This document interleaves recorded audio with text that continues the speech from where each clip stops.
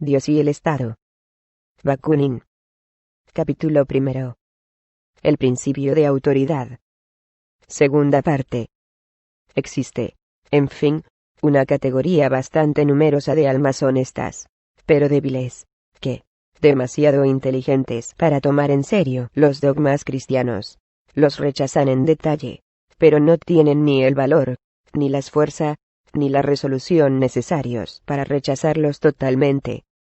Dejan a vuestra crítica todos los absurdos particulares de la religión, se burlan de todos los milagros, pero se aferran con desesperación al absurdo principal, fuente de todos los demás, al milagro que explica y legitima todos los otros milagros, a la existencia de Dios.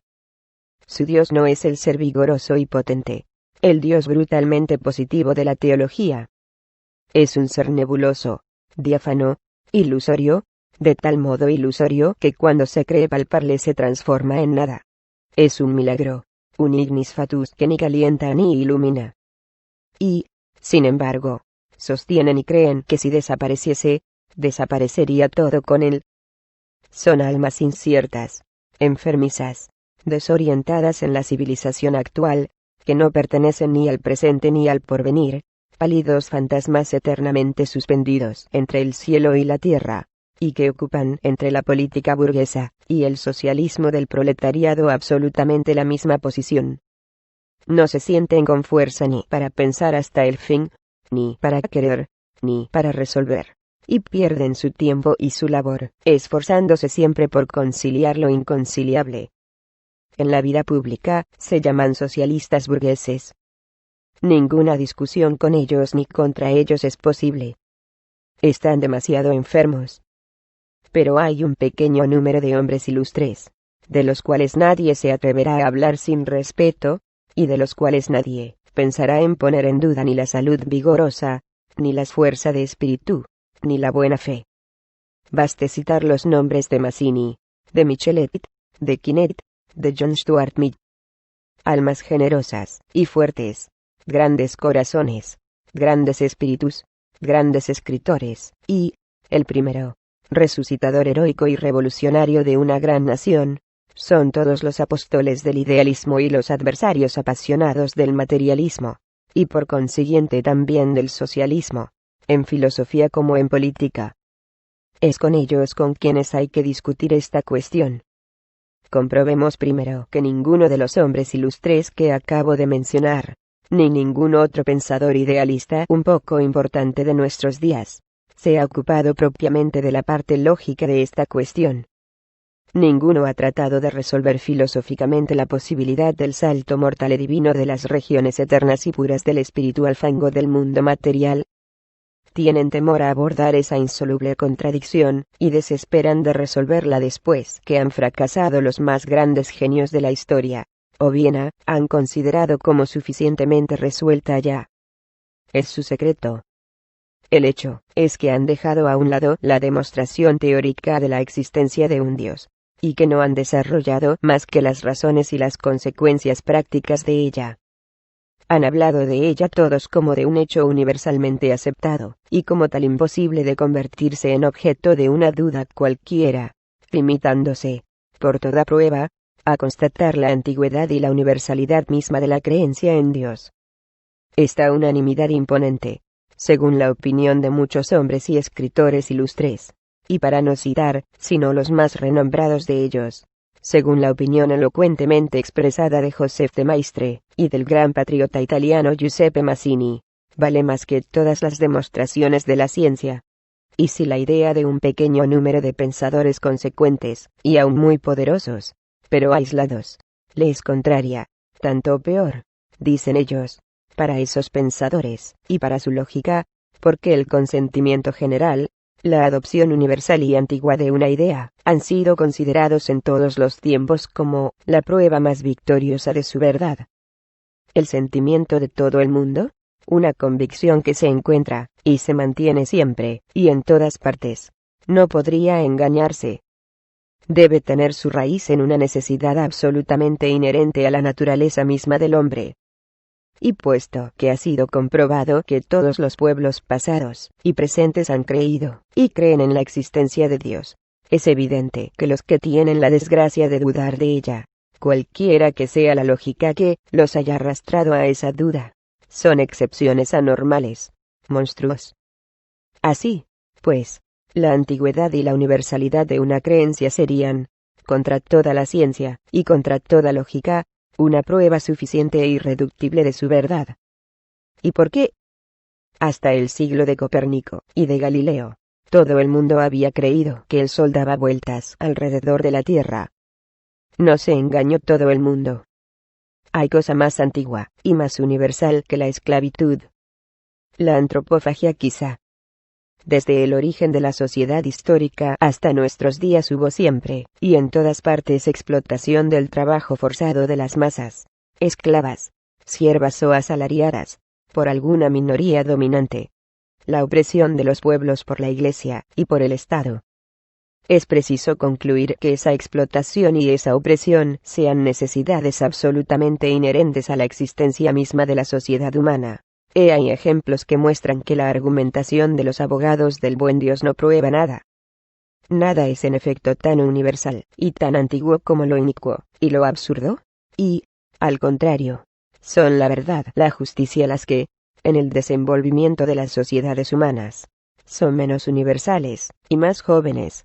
Lo que explica también el fenómeno histórico constante de las persecuciones inauditas de que han sido y continúan siendo objeto aquellos que las proclaman, primero por parte de los representantes oficiales, patentados e interesados de las creencias universales y antiguas, y a menudo por parte también de aquellas mismas masas populares que, después de haberlos atormentado, acaban siempre por adoptar y hacer triunfar sus ideas.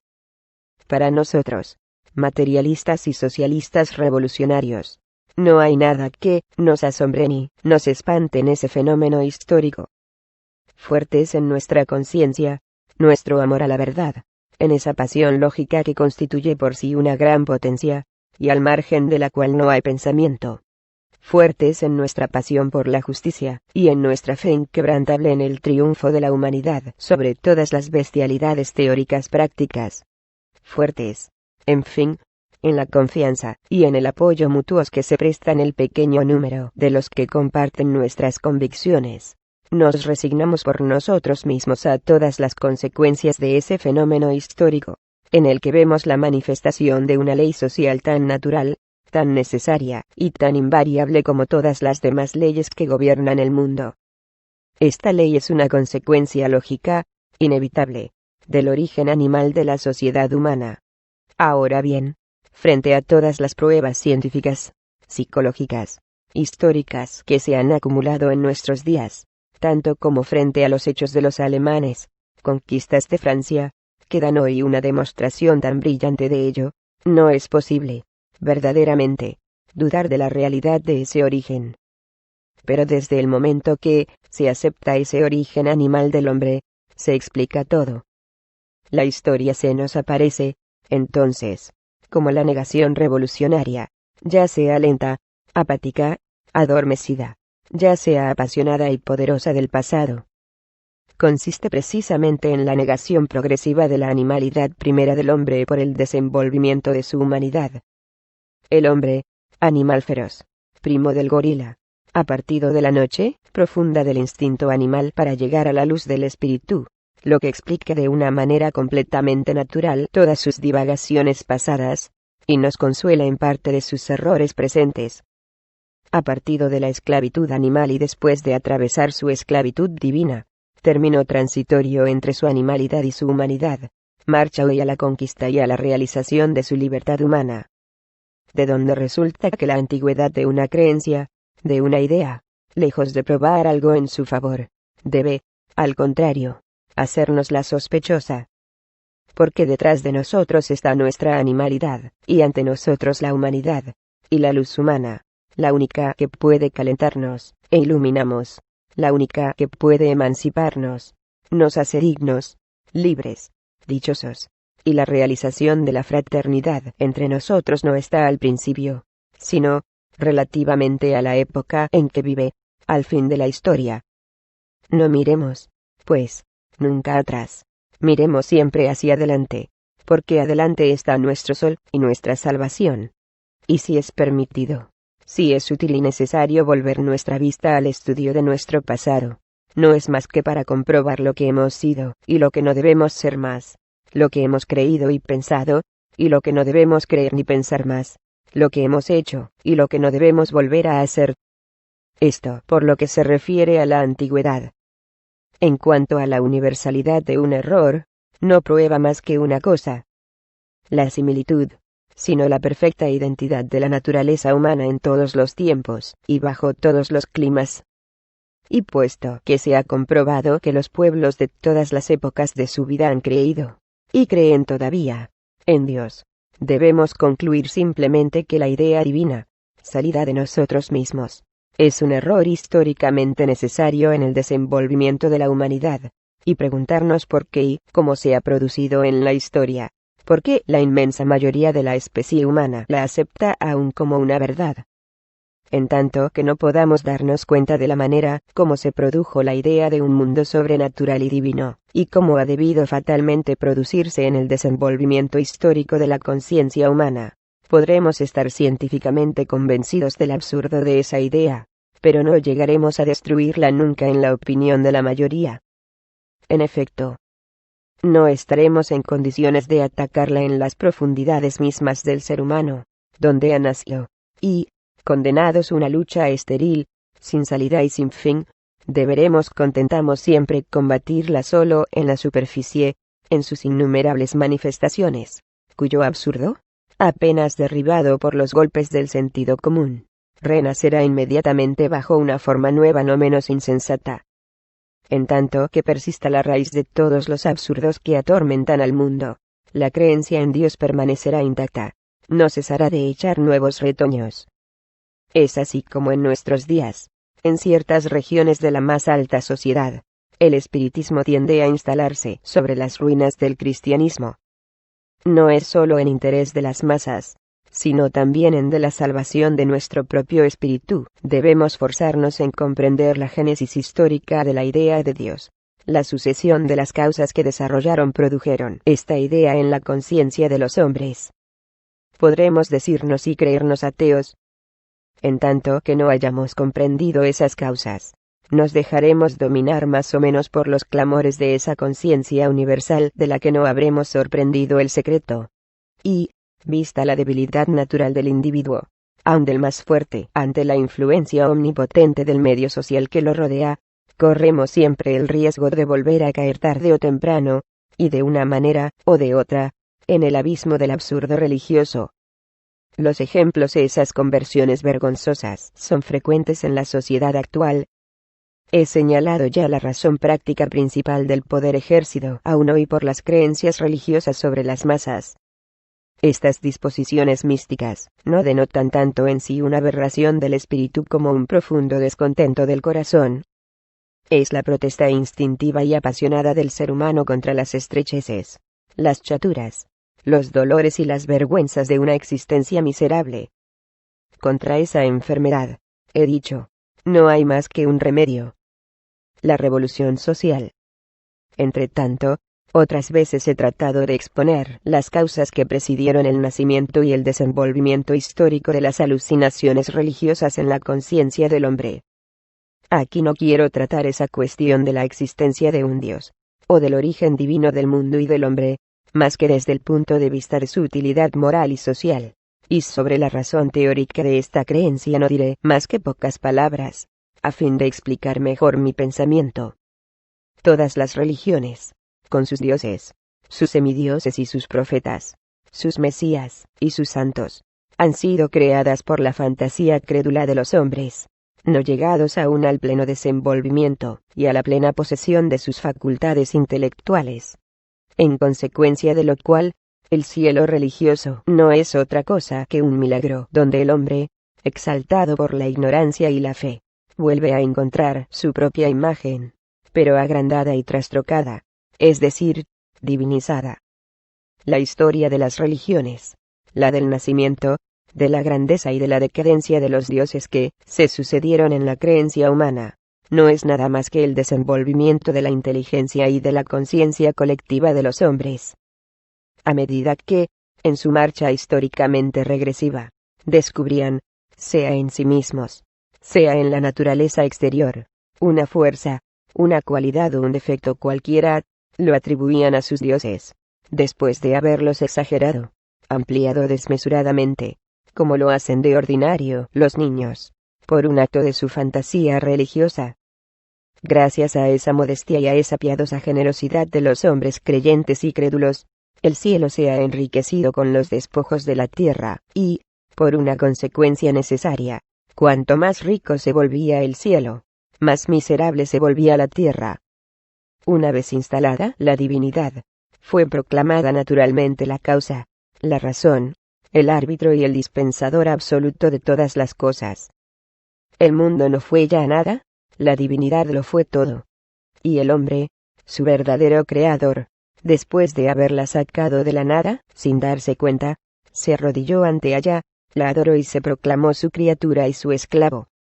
El cristianismo es, precisamente, la religión por excelencia, porque expone y manifiesta, en su plenitud, la naturaleza, la propia esencia de todo sistema religioso, que es el empobrecimiento, el sometimiento, el aniquilamiento de la humanidad en beneficio de la divinidad.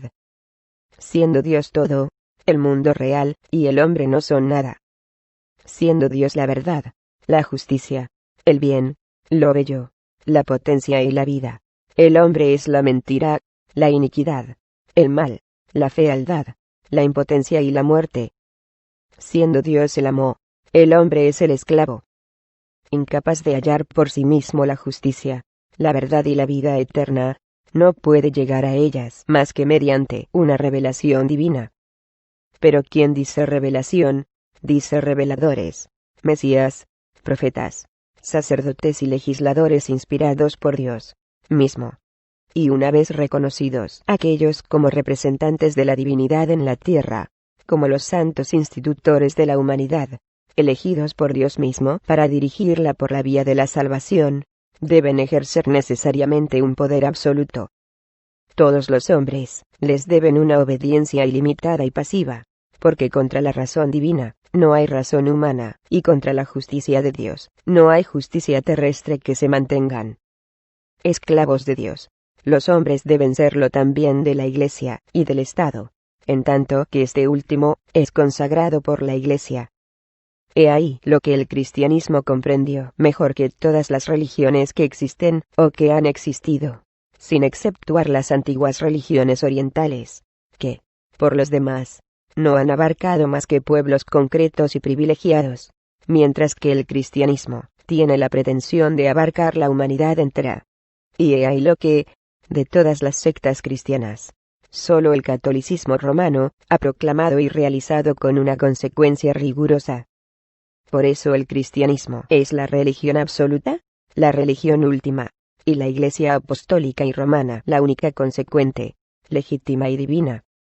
Que no parezca mal a los metafísicos y a los idealistas religiosos, filósofos, políticos o poetas. La idea de Dios implica la abdicación de la razón humana y de la justicia humana, es la negación más decisiva de la libertad humana, y lleva necesariamente a la esclavitud los hombres, tanto en la teoría como en la práctica. A menos de querer la esclavitud y el envilecimiento de los hombres, como lo quieren los jesuitas, como lo quieren los monjes, los pietistas o los metodistas protestantes, no podemos, no debemos hacer la menor concesión ni al Dios de la teología ni al de la metafísica, porque en ese alfabeto místico, el que comienza por decir A, deberás fatalmente acabar diciendo Z, y el que quiere adorar a Dios debe, sin hacerse ilusiones pueriles, renunciar bravamente a su libertad y a su humanidad. Si Dios existe, el hombre es esclavo. Ahora bien, el hombre puede y debe ser libre. Por consiguiente, Dios no existe. Desafío a quien quiera que sea salir de ese círculo. Y ahora, escojamos. Fin de la segunda parte del capítulo 1. El principio de autoridad.